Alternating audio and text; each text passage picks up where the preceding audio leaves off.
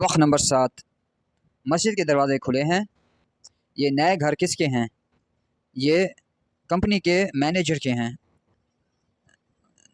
सितारे खूबसूरत हैं। ये असबाक आसान हैं। इंडिया में बहुत सारी ज़ुबानें हैं। नई किताबें कहाँ हैं? वो लाइब्रेरी में हैं। ये चारपाइयाँ टूटी हुई हैं। वो चारपाइयाँ टूटी हुई हैं, या वो बेड टूटे हुए हैं। जापानी घड़ी सस्ती है। ये गधे किसान के हैं।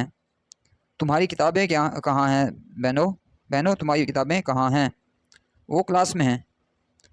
ये मेरी किताबें हैं और वो मेरी बहन की किताबें हैं। ये टेबल तालिब इल्मों के हैं। ये तालिब इल्मों के टेबल हैं। इस रोड पर, इस चारे पर बहुत सारे होटल्स हैं।